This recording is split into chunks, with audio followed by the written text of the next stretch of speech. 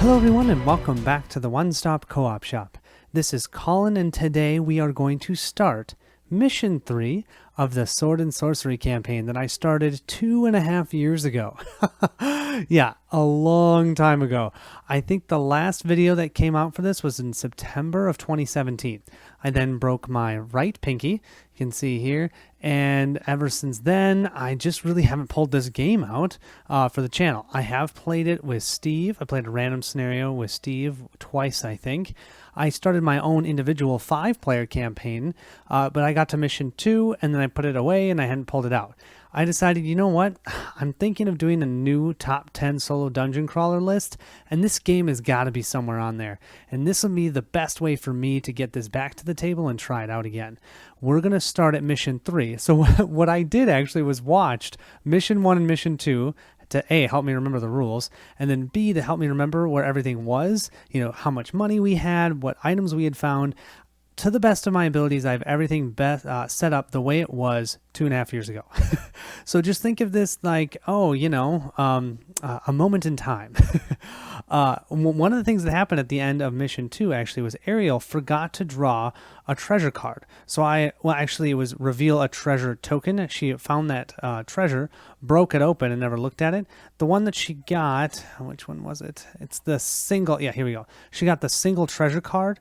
And so what I found with that were these elven boots. So she has now an artifact called the elven boots. She gets +1 movement and can ignore all hindrances she moves through.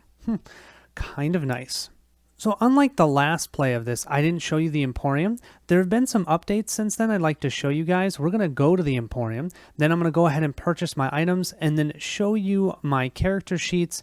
A, for you guys so you can see what I have, and B, for myself, so if ever I do end up coming back to this at a different date, let's say, it's easy for me to tell what I had. But I'm hoping I can do a couple missions here because I have heard from Kevin Erskine, that this is where it really starts getting good, Mission 3. And looking at this map, you guys, I would totally think that that's the case. This map looks amazing. I'm so excited. And we have our first orc warrior. And yes, all of my minis are painted. I am super excited about that. Charles Carper did most of them. However, he wasn't able to do all of them, and so I went ahead and finished painting up the miniatures, and I'm quite happy with how they look. So without further ado, what we're going to do is we're going to go to the Emporium here, and then we'll make sure to look at our character sheets so you all know what we have, and then in the next video, we'll start the playthrough itself. If you want to just jump into the playthrough, just check out the next video in the playlist. Let's do it. Going to town before we start that next quest, we have a total of 8 different buildings we can go to. Plus, we can just go to the general marketplace and purchase some cards from there. The marketplace cards look like these. They are all double-sided, which is kind of cool. So you can buy for 70 gold, you can just get this side, or for 40 gold, you can buy this side. And this one just means, hey, you can have a larger backpack size. Because right now, most people only can hold 2, or Thorgar can hold 3 items. Now, I'm going to be honest, I'm going to say that most of this, I'm not even going to do this scenario, but that's because I'm still kind of building up my equipment. I think these will be more fun and used more as we get later on in the missions, and we don't really need more items. We can maybe spend some money and do certain things, trying to see if we can get some more crowns or purchase a companion. Also, from what I hear, if you're playing 2-player, getting a companion is super helpful because you've got 3 characters, so you're able to do a lot more of that, hey, I'm going to dominate this area. We've already got 3 characters, so I'm probably not going to do that. But yeah, you can see here, these are, well, the one side of each of these cards, we've got our slaughtered lamb. You can go here 1 time per the Emporium, roll 4 red dice. Depending on what you roll, you get gain money or lose money. We have an enchanting anvil, so until the next quest, you can flip 1 weapon or armor card to the forge side. I will be doing that, at least to 2 things this round. We've got the God's Altar. This is new. You can roll 3 red dice. It costs 10 coins to go here. You can only go here 1 time. If you're a faith hero, so Thorgar would be able to actually do this with +1 die. He'd roll 4.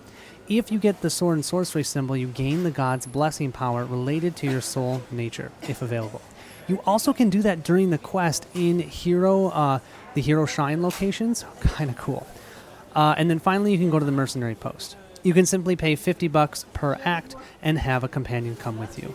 We have the blacksmith, where we can remove 1 break token from an armor card, but that costs 25. You can go to the rising pony, and I believe you can go here as many times as you want. I'd have to check that. Definitely not. I'm not a risky type, at least not yet. You can roll dice, and depending on what you get, you can gain money. That only costs 5. And then finally, you have your Wizard's Tower. You can recharge an artifact with all its charges or replace one of your unused powers with a new one. So normally, once you pick a power, you can't change it. I might eventually actually want to do this for Thorgar, because remember I got him toughness in the last scenario? I'm sure you remember from 2.5 years ago. I didn't. But yeah, I got him toughness, and I'm not sure that he really needs that with Icarus. I could come here, pay 75 gold, and actually swap that out with a different ability. Kind of cool. Finally, we have bounty rules. We can grab a bounty, and then when we complete it, get a benefit. So when visiting the Emporium before starting a quest, draw 2 bounty cards and add them to the Emporium deck. These cards can be bought as normal following these rules. When bounty cards requirements have been fulfilled, the hero owner can get the related reward only when they visit the Emporium. When a bounty is fulfilled or when its owner dies, shuffle it back into the bounty deck. Here we have our bounties. I'm going to go ahead and shuffle these up and randomly draw 2 of them. The 2 that we have is here we could defeat 5 dexterity enemies, and our reward would be 2 soul shards per act. We're still in Act 1. We're only on Mission 3. Yeah, so we're definitely still in Act 1. Or we get 50 coins per act. That's only 25 gold. That's all that would cost. This one just says defeat 5, what does it say? Monsters? Oh, yeah, that's actually doesn't seem that hard. We'd get 2 soul shards per act and 120 gold. Yeah, but we have to actually defeat the enemy. So my guess is that means we actually have to send out that final blow. That cost 60 gold. This one kind of looks appealing. 120 gold? That's doubling our gold, and we get 2 soul shards. The first thing that I know I'm going to do is spend 100 gold. So 2 50s. I'll show you the other side. There you go. These are 50 golds. And I'm going to forge the longsword again, flip it over to the forge side like we had in the last playthrough. Same thing with our battle hammer. We'll flip that over to the forge side. It just looks so much better. I love that +2. We got some KOs, some bashes. Yeah, totally awesome. We did gain 2 treasure cards that I don't think we're going to use, so I'm going to go ahead and sell both of these. You can sell treasures at 25 gold per act, so this is going to gain us 50 more gold. For 120 gold, we're going to go ahead and buy this seal armor. This will be for Icarus. He can do that because he is that strength type of character. This will cost us 120, and we're going to replace the chainmail that he had, and we're actually going to give that chainmail over to Thorgar. So Thorgar now will have chainmail on, which will help his defense, and this will help the defense of Icarus as well. Our enemy killer in this game is for sure Ariel. We're going to have Ariel purchase this bounty with 60 gold. She can take out 5 monsters, no problem. We'll track that, and then when she gets a total of 5, we'll get that 2 soul shards and 120 gold. The final 3 things we're going to purchase is we're going to purchase these bandages. They heal 4 and remove all body conditions. I'm going to do that, 1 for Icarus and 1 for Ariel, just because those 2 don't have inherent healing. Thorgar does. So that's going to be 50 gold. And then I think for Ariel, just to be on the safe side, we're going to spend our 50 that we have left here to go ahead and forge her arcane robes as well. That's going to give her 1 magic defense, which will be nice. And she can still do the once per round reroll 1 hit or defense die. We have a whopping 10 coins left, which that will stay with Ariel. Let's now go ahead and take a look at each character quickly individually so we can see what they have. We have Thorgar having the battle hammer. He's a level 2, so he has 7 health. Plus, he has toughness. He's only a level 2 right now, so he just has +1 health, so he has 8. He's got his chainmail and his healing wards. Icarus over here has his longsword that's forged. He also has his defender, which has 1 magic defense. Also has, when defending, he gets +1 defense. He has his troll's ring, and we just purchased the bandages. He's got his seal armor. He has chosen by gods as one of his abilities and mighty presence as the other. Chosen by gods lets him do an auto save, and then the mighty presence means that unless he's KO'd, he's actually considered 2 figures when controlling his area because he's a big man.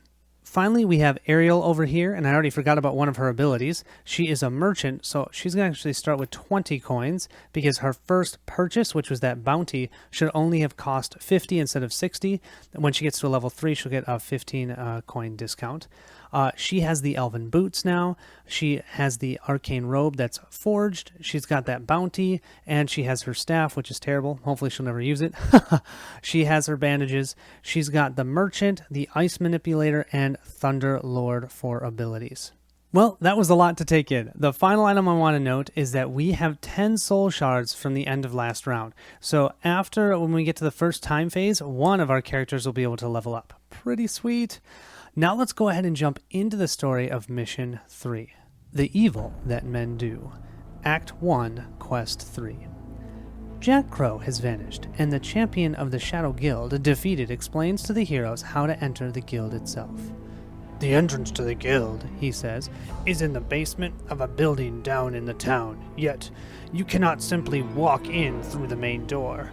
To enter the guild, you must reach 2 levers in the underground tunnels." That will be waypoint 1 and waypoint 2. "Be careful, because the underground tunnels are heavily patrolled. The first lever will open a false wall to give you entrance to the city. The second lever will allow you to open the magic guild door, but somebody must pull it at the same time as the guild door is opened, using a special key. So you'll have to split in 2 groups, and you must try this foolish attempt before the night falls. Otherwise, you'll find the guild at full activity." We have to split up? Oh, this is going to be fun. See paragraph 3.5. You realize the guild champion has not yet told you everything he knows. If you want to ask the guild champion about the key, go to 3.1. If you want to ask the guild champion about the door, go to 3.3. If you want to ask the guild champion about the leaders of the guild, go to 3.4. And if you just don't want to ask any more questions, then you're silly. You go to 3.2. I definitely think we want to ask, key or door? Key or door, key or door. I mean, a door is a door, right? A key, I need some help figuring out where the key is. Let's go to 3.1. You wonder where you can find the key to the magic door, and you question the guild champion about it. Normally, the key master hangs around in the market square. Story event 1. He has the special key you will need to enter the guild. Go to 3.5. Well, here I was thinking I could only ask one of these. Well, this is easy. We'll definitely start with the next one. Let's go to 3.3 and ask about the door. To open the door, says the champion, you must pull the second lever in the tunnels at the same time as you use the key. Otherwise, the key won't work. The good thing for you is that the special key will also open a false wall, so people operating the lever may also get inside the guild. Okay, cool. And I feel like at this point, let's go ahead and ask about the leaders of the guild. We'll go to 3.4.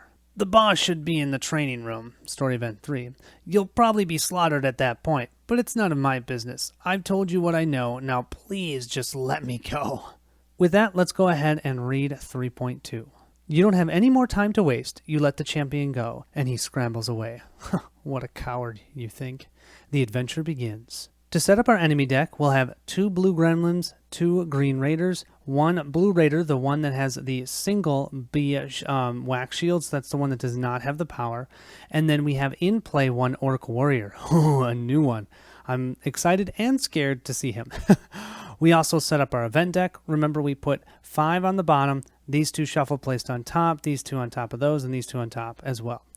We also need to place story event 1, 2, and 3 in their located spaces on the map. And then we see here the blue orc warrior. When he dies, remove it from the quest. We know that day and night events both have no additional effects, so we don't have to worry about them. They're just going to be cards that we flip up. Remember, if we get to night, we lose. We lose this quest. On this side, we can see our very extensive map. I love how this one looks. It looks quite interesting. We've got some walls here. I'm not entirely sure how we're going to get even over to this area yet, because this is the locked door where we cannot go through it without the magic key. Yeah, I don't know. And we've got, look at all these doors here that we have to go through and get traps, but then there's a treasure there. And of course, there'd be some spawning. With all this, I think we are ready to jump in. Thank you all so much for joining me. Sorry it took 2.5 years. I promise mission 4 will only be a year apart from this one. No, I'm kidding. It'll be sooner than that, hopefully. I'm hoping actually I'll do 2 missions in a row, and then I'll have to go to play some other games for a bit. But I am really excited for this. Thank you all for watching. I'll catch you in the next stop.